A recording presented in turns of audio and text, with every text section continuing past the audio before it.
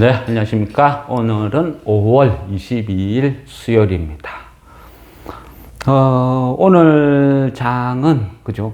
요즘은 그 HLB나 아니면 신규 종목들, 이런 어떤 도박판이 계속 진행되다 보니까 좀 재미가 없어요.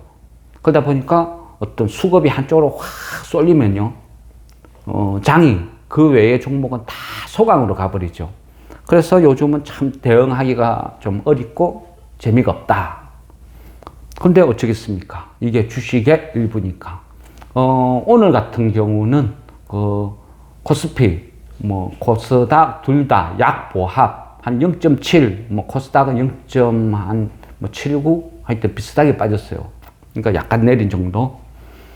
그리고 하락 종목은 월등히 좀 많죠. 코스닥 같은 경우는 상승 한 600개, 하락이 한 900개 넘어가니까, 근데 요즘은 대부분 그런 어떤 비슷한이고, 수급적인 면에서는 큰 특징은 없었다. 또 이렇게 볼 수가 있습니다.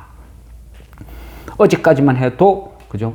어떤 수급은 HLB 단타 대전이 펼쳐졌죠. 그래서 어떤 그런 식으로 계속 좀 도박판이 흘러가고, 그러다 보니까 지겹고.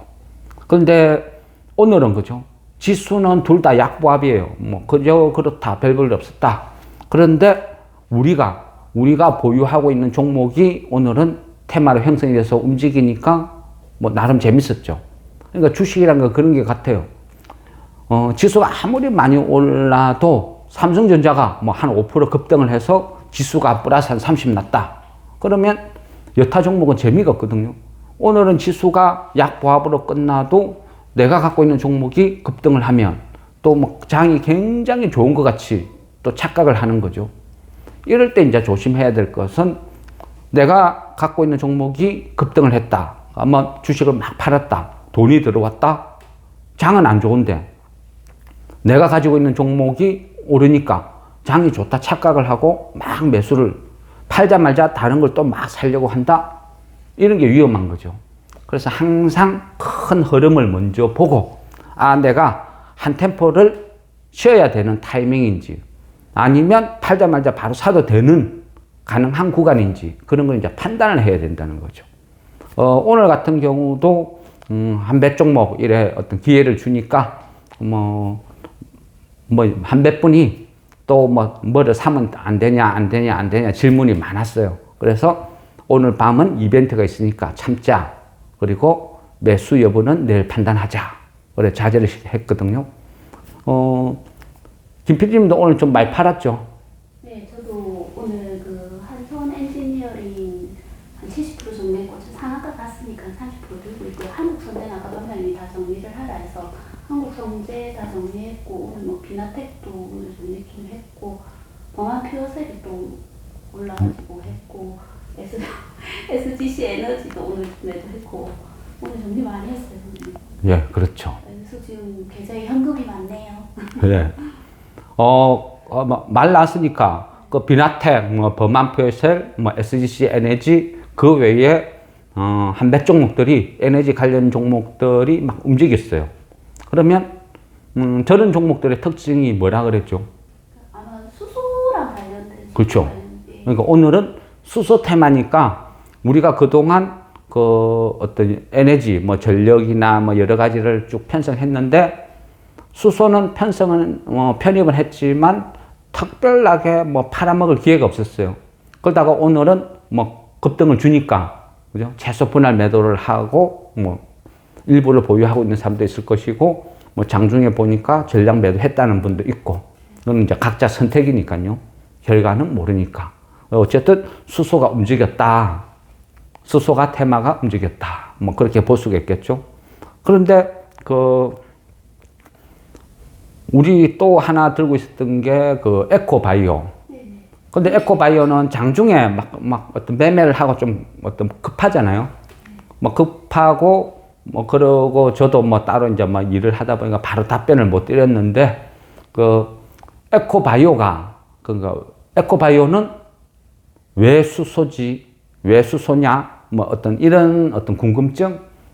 그래서 했는데, 제가, 앞전에 이제 한번 그죠? 정확하게 설명을 드렸는데 아마 오래됐을 수도 있고, 그래서 다시 한번 복귀를 하면 에코바이오는 그러니까 뭐 쉽게 얘기하면 뭐 무슨 매립, 쓰레기 같은 거 이런 거 매립을 하잖아요. 매립을 하면 거기에서 뭐 하수 찌꺼기나 뭐 여러 가지 어떤 부속물들이 썩어가면 거기에서 바이오 가스가 생성이 되잖아요. 우리가 그죠? 난지도나 이런 그 매립지 이런 데 보면 그 일정한 시간이 지나면 여름철에 이럴 때 막 냄새나고 가스난 막 올라온다 이런 이야기가 많잖아요. 그래서 이런 어떤 찌꺼기나 이런 것들을 매립을 하고 오랫동안 하면 거기에서 바이오 가스가 형성이 돼요. 그러니까 CH4가 형성이 되는데 CH4가 뭔지 알아요? 당연히 알죠. 그 그린 수소 그때 공부할 때 엄청 많이 해가지고 거의 외부적으로 메탄이잖아요. 예, 그렇죠. 그렇죠? 이제 자꾸 공부를 하고 익숙해지니까 그냥 자연스럽잖아요. 아, 그게 무슨 말이구나. 알게 된다는 거죠. 그러면 바이오가스 메탄에서 이 메탄을, 그러니까 CH4, 메탄을 정제를 하면 여기에서 수소를 생성할 수 있다 그랬죠. 근데 이 수소는, 왜 그린 수소가 될 수 있다고 그랬죠? 그러니까 CO2, 이산화탄소가 거의 이렇게 하면 85% 정도 저감되는 걸로 알고 있거든요. 그렇죠. 잘 기억하네요. 그러니까 자꾸 처음에는 어려워도 이거 계속 공부를 하고 수소도 다 같은 수소가 아니고 얘는 왜 그린 수소가 되는지 이런 거 이해를 하면 그 테마 이런 부분을 내가 알 수 있다는 거죠. 그래서 수소 테마가 이렇게 쭉 돌면 그 다음에는 시장은 안 오른 종목을 찾는 거죠. 이제는 안 오른 건 뭐 있지? 그런 식으로 찾다 보면 이제는 또 에코바이오 이런 종목은 가벼우니까 또 이런 쪽으로 시장의 흐름이 테마가 한 단계 이래 넘어갈 수도 있다. 이제 이렇게 이해를 해야 되는 거죠. 그러면 거기에 맞춰서 종목을 이렇게 하나씩 대응을 해 나가면 편한 거죠. 오늘 같은 경우는 이래 보면 그죠? 여러 가지 한 몇 개가 이래 움직였는데 그 중에 이제 저는 개인적으로 이래 봤을 때 오늘은 상당히 조금 뭐라 해야 되죠? 보람 있다, 기쁘다, 좀 하여튼 즐거운 하루였어요. 왜냐하면 우리 그 이상수님 덕분에 아주 즐거웠습니다. 그동안에는 그죠. 이 주식은 수많은 길, 방법이 막 있어요. 그런데 항상 종목을 이해를 해야 된다. 그죠. 누군가가 잡은 고기를 하나 얻어먹는 건 아무 의미가 없다. 차트만 보면 아무 의미가 없다. 그죠. 항상 종목을 이해하는 게 우선이다. 이런 말씀을 드렸잖아요. 그리고, 앞전에 영상을 찍을 때 그 한국 선제를 설명하면서 같은 자회사 한선 엔지니어링 이 회사의 가치는 이렇다. 이 과정을 설명을 드렸죠.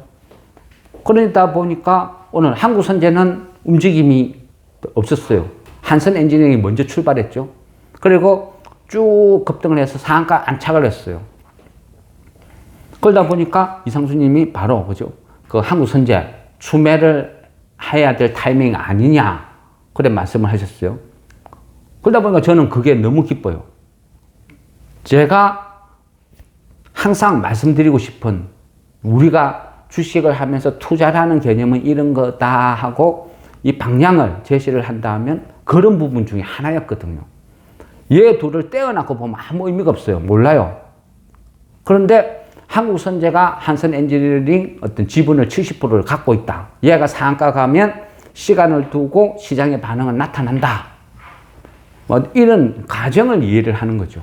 그러면 한국선제는 안 움직여도 한선이 상한가 가니까 얘가 움직일 가능성이 있다. 추매를 해야 되는 거 아닐까. 이런 판단 과정. 이게 좋다는 겁니다. 일단은요. 그죠. 한 2%, 3% 요 정도 올라 있을 때 추매를 해야 되는 거 아니냐. 근데 저는 하지 말자. 말렸죠. 왜냐하면, 밤사이 이벤트도 있고, 그리고 요즘은 그 급등 후에 급락하는 케이스도 많이 있단 말이죠.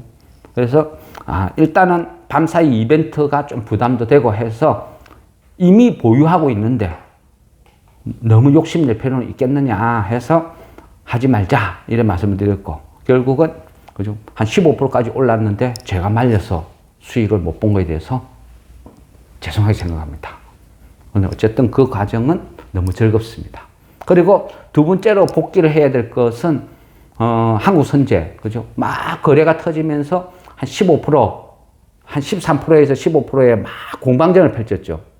그때 거래가 100만 주가 넘게 됐는데 100만 주가 더 추가로 됐는데도 불구하고 얘가 치고 나가지를 못해요.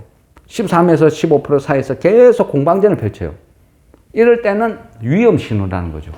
그래서 지금 치고 나가야 될 때 못 치고 나가면 이때 쭉 밀리면 순삭이다. 수식가리 쫙 다 빠져버린다. 그래서 최소한 7, 80% 정도 정리를 하고 나머지로 뭐 아쉬운 분들은 지켜보든지 아니면 전량 매도는 선택이다. 이런 말씀을 드렸죠. 근데 물론 주식은요, 항상 결과론이에요. 만일, 그죠? 저는 한 7, 80% 또는 전량 매도 해라 했는데 오늘 한국선제가 만일 상한가 가서 끝나버렸다. 그러면, 그죠? 또 제가 아주 죄송해, 미안해 하겠죠. 그래서 주식이란 건 몰라요. 미래 영역인데 아무도 몰라요. 그래서 항상 어느 정도의 어떤 자기만의 기준이 있어야 되는 거죠. 그래서 요 정도 거래가 터졌는데 이 구간에서 얘가 치고 나가지를 못한다 하면 미련 없이 또 분할 매도 하는 거죠. 그래서 보고 있으면 상한가 갈 것 같아요. 금방 막 급등할 것 같아요. 주식은 원래 그래요. 누군가가 거래가 성립이 된다는 것은 누군가는 팔고 있다는 뜻이죠. 그래서 항상 욕심내지 말고 10%, 20%, 30% 그죠? 분할 매도하고 또 10%에서 출발했는데 한 뭐 15, 16, 17 어느 구간에서 치고 나가지 못하고 막 공방전을 펼친다. 그러면 그때는요 또 미련 없이 분할 매도하는 게 훨씬 현명한 방법이에요. 어쨌거나요 이런 모든 종목을 이해를 하는 것은 그죠? 내가 이 종목을 기다릴 수도 있고 지금은 아무 반응이 없지만 내가 이 종목을 산 이유가 명확하면 다른 원인을 보고 이 종목이 곧 움직일 것 같아. 지금 더 사야 될 것 같아. 이런 판단을 할 수 있다는 거죠. 그래서 계속 종목을 이해를 하고 공부를 하는 이유 중 그렇지 않으면 뭐하러 하겠습니까? 그죠? 우리가 매주 장세를 공부하고 세상을 공부하고 장이 어떻게 돌아가는지 공부하고 이것은요 대응을 하기 위해서 하는 거죠. 그죠? 그러면 공부를 한 이 부분을 어떻게 실전에 써먹지? 이게 항상 딜레마거든요. 이게 경험이죠. 내가 체육관에서 맨날 태권도 열심히 자세 공부하면 뭐예요? 길거리 지나가다가 깡패한테 그죠? 맞고 다니는데 태권도 구단이 싸움 1단한테 못 이겨요. 그게 왜 그렇겠어요? 실전 경험이거든요. 주식도 똑같아요. 책으로 배우는 거랑 이론으로 배우는 거랑 내가 실전 매매에서 써먹는 거랑 그 순간순간 판단을 짧은 시간에 해야 되는데 그걸 어떻게 응용을 하는지 이 부분을 배워야 그죠? 앞으로도 쭉 편안하게 투자라는 길을 할 수 있다는 거죠. 그래서 항상 어떤 그런 방법을 생각을 하면서 매매를 하는 게 좋다. 저는 그래 말씀드리고 싶습니다. 오늘 밤에는 그죠 엔비디아 그 실적 그 부분도 있고 물론 대부분 사람들이 그래요. 다우 나스닥도 그렇고 좋게 나올 거야. 좋을 거야. 뭐 얼마만큼? 많이 좋을 거예요. 근데 그 많이라는 게 대체 얼마만큼이 많일까요? 이미 많이 좋을 거라 생각하고 주식시장은 막 반영을 해놨는데 어느 선까지 나와야 많이 좋은 건지 추상적이죠. 그래서 이런 부분이 애매하다는 거예요. 그래서 실적이 발표나고 월가에서 한 행동을 봐야 되는 거죠. 걔네들이 좋으면 좋은 거고 걔네들이 나쁘다면 나쁜 거예요. 똑같은 실적이 나와도 월가에서 이 정도면 좋다 하면 좋은 거예요. 근데 월가에서 실망이야. 나는 이만큼 기대했는데 요거밖에 안 돼. 이러면 장이 나빠지는 거죠. 그래서 이 부분은 확인해야 된다. 그리고 연준 또 회의록이 공개가 되죠. 이 회의록에서 누가 강성 발언을 했는지, 누가 무슨 말을 했는지 따라서 또 장을 흔들 수 있는 요소가 있어요. 시장은 지금 9월 달에 금리 인하를 할 것이다 하고 계속 꼬як꼬약 오르고 있어요. 그런데 여기에서 누군가가 강성 발언을 했다. 9월 달은 꿈도 꾸지 마라. 이런 식으로 발언을 해놨다. 그러면 또 장은 출렁하는 거죠. 그리고 내일은 목요일, 우리 증시. 목요일은 미니 옵션 만기. 그죠? 이 부분도 요즘은 부담스러워요. 하도 변동성이 심한 장세니까. 거기다가 최고의 악재 있죠. 신규 공모주 들어오는 날. 그죠? 노블랜드. 틀림없이 또 난리. 그죠? 뻔한 이치 아닙니까? 온 사람들 그가 단타 대전 펼치고 있겠죠. 그죠? 또 노블랜드가 그죠? 신세계라고 착각하는 사람도 있을 거고. 노브랜드. 죄송합니다. 노블랜드는 그 대방. 아파트. 예. 요 지나오다 보니까 이 아파트 있어가 착각했네. 어쨌든 내일은 또 도박판이 벌어진다. 도박판 벌어지면 모든 돈이 그걸로 다 가버리죠. 그러면 여타 종목들은 어때요? 또 벨벨벨벨 거래도 없이 막 빌빌빌 하는 거죠. 그러니까 앞뒤 다 재보고 계산을 해봐서 오늘 종가, 오늘 오후보다는 내일 매수를 하는 게 훨씬 조건이 좋다 싶으니까 하지 마라. 오늘은 안 하는 게 좋다. 그래서 오늘 그죠. 물론 저도 오늘 분할 매도 이런 식으로 하고 많이 팔았어요. 팔았지만 다른 분들도 파니까 돈이 들어왔으니까 또 다른 종목 뭐를 편입하는 게 좋겠느냐 할 때 다 대기 하지 마세요. 오늘은 매수하지 맙시다. 전부 다 그런 말씀드렸죠. 그러니까 결국 이런 이유 때문에 지금 매수하는 것보다는 내일 매수하는 게 훨씬 좋은 가격에 내가 살 확률이 높다는 거죠. 무조건이 아니고. 그래서 지금 이 타임은 쉬어야 된다. 그렇게 말씀드린 거예요. 주식은요, 쉴 때 쉴 수 있는 게 고수예요. 그죠? 대부분 사람들은요, 돈만 생기면 무조건 주식 사나요. 그것도 양이 안 차니까 신용 미수까지 써서 사는 사람도 많아요. 그리고 뭔가를 팔면 팔자말자 빛의 속도로 바로 또 다른 거를 사버려요. 아니면, 그죠? 지옥 간다고 믿는 개미들이 엄청나게 많아요. 개미들은 태생이 그래요. 태어나는 순간부터 너는 돈만 있으면 무조건 주식을 사야 된다. 안 사면 너는 죽는다. 그렇게 믿는 부류가 개미라는 거죠. 그러면 망해요. 물론 증권회사들은 아주 좋아하겠죠. 증권회사들이 최고로 좋아하는 고객, 그죠? 차트 보고 손절 라인 잡고 샀다 팔다 하는 사람들을 최고로 좋아하죠. 그렇지 않고 장투를 한다, 오를 때까지 기다린다, 바닥 종목을 산다 이러면 증권사 직원들 막 굶어 죽겠죠. 그러니까 이 증권방송이든 뭐든 이런 쪽에서는 항상 테마, 그 당시 가장 강했던 테마만 끝없이 이야기를 하는 이유가 그거예요. 샀다 팔다 해라고. 바닥을 기고 있는데 이거 분할 매수하면서 너긋하게 기다리세요. 이런 추천한 사람 있을까요? 그렇게 말한 사람 있을까요? 모르죠. 만일 제가 증권사 직원이라 하면 지금처럼 말을 할 수 있을까? 저도 약간 의문이죠. 물론 그런 어떤 먹고 사는 입장이 되면 또 변할 수도 있겠죠. 근데 그렇게 하면 망한다. 그죠? 그러면 안 좋다. 말씀드리는 거죠. 지금 그 여러 가지 악재가 숨어 있지만 제가 생각할 때 가장 큰 악재는 금투세예요. 금투세. 이 금투세는요. 25년도 시행이 된다 하면 연말이 갈수록 시간이 지날수록 계속 돈들은 빠져나가요. 주식을 하는 많은 사람들 그래요. 그거는 상위 1%인데 왜 상위 1%를 네가 걱정하냐? 정말 어리석은 생각이에요. 그 상위 1%가요. 우리가 여러분들이 그렇게 좋아하는 작전 세력이라고 보면 된다는 거죠. 이런 돈들이 빠져나가 버리면요. 주식에는 시세가 안 나요. 테마도 없어져요. 아무것도 없어요. 그냥 삼성전자나 사는 게 낫다는 거죠. 더 깊이 들어가면, 그죠? 또 정치로 엮는 사람들이 들림없이 있을 거예요. 그래서 어쨌든 금투세는 악재다. 요거는 조심해야 된다.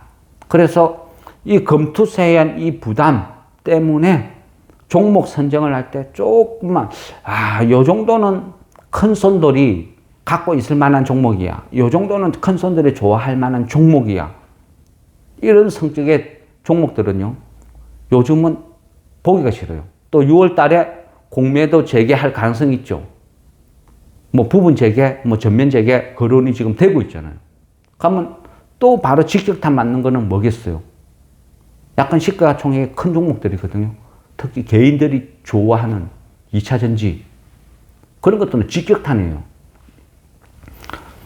본인들 종목이, 그죠? 막 끝없이 하락한다는 생각은 못하고 상위 1% 그거를 왜 걱정하느냐. 그런 소리를 하는 거 보면 어쩔 때는 이 토론을 하다 보면 저도 답답할 때가 있거든요. 어쨌든 그 부분은 계속 신경을 써야 될 부분. 그리고 그 간만에 뭐 보통 보면 이 정치나 이런 것들은 그 잘 거론을 안 하는데 그 질문을 하시면서 커피 쿠폰을 보내줬기 때문에 어쩔 수 없이 질문에 대한 답변을 하겠습니다. 속보입니까?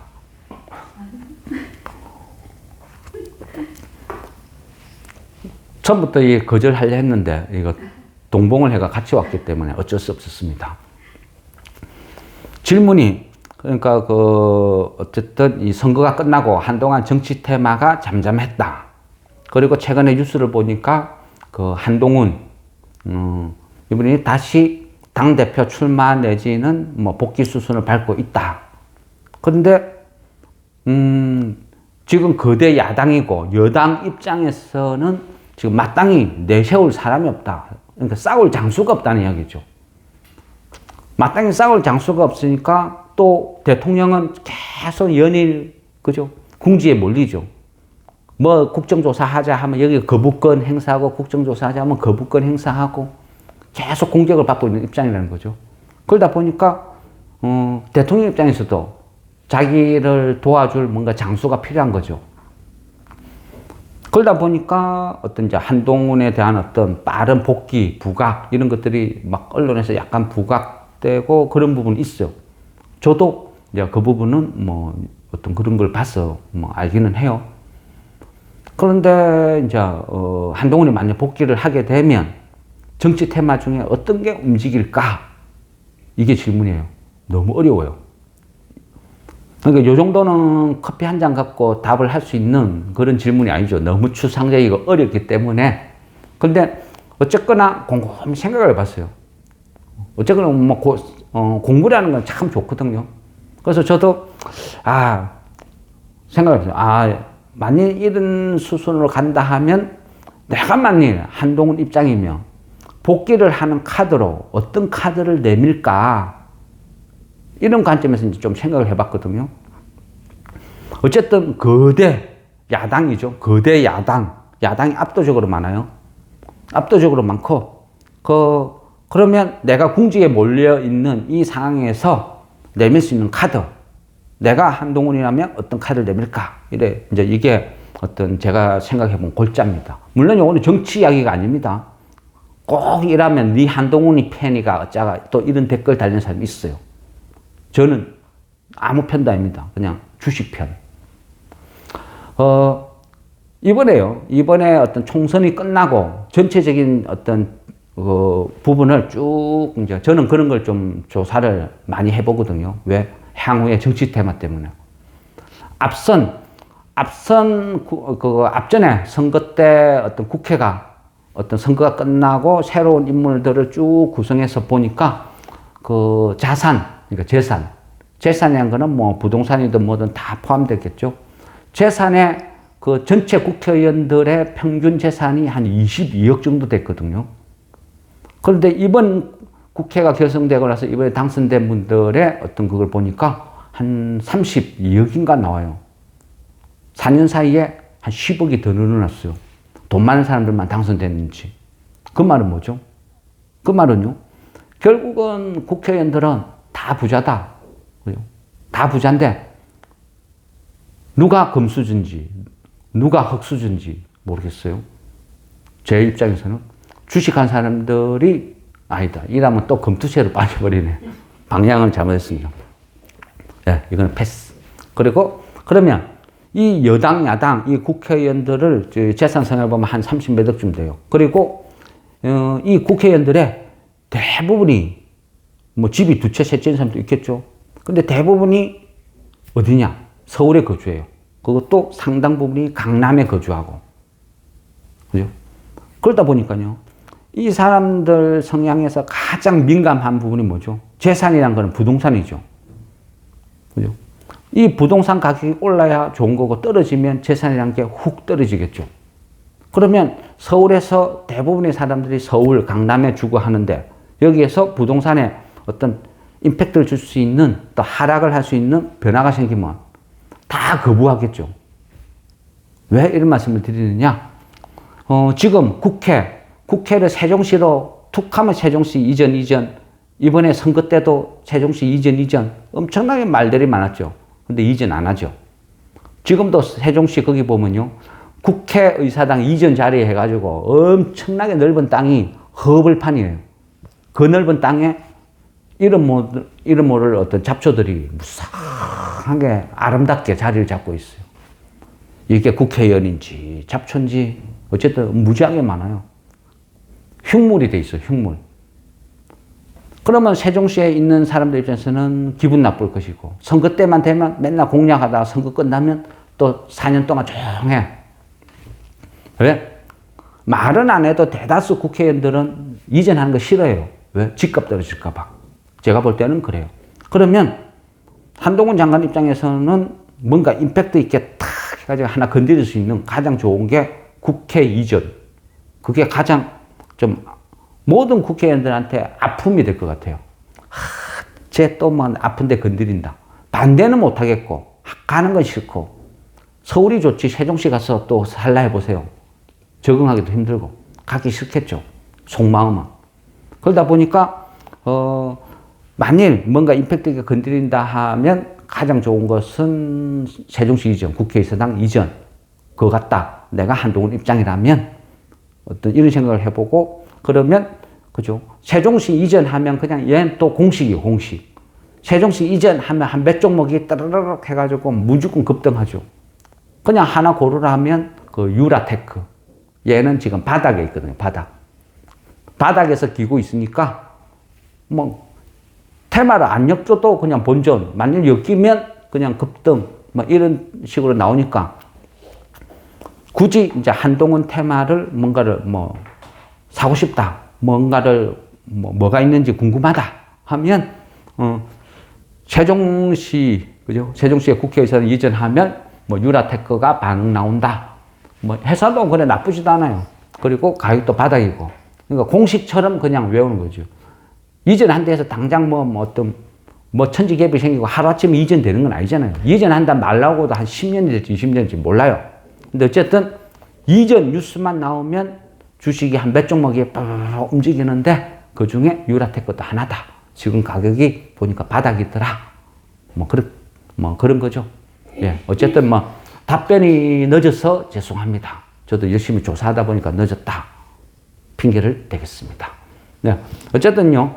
오늘은 또 이래 수소 테마가 핫했고 또 밤사이 엔비디아 연준 회의록 또 내일은 미니 옵션 또 노블랜드 넬 또 도박장 이거를 보면서 또 대응을 해야 되겠죠.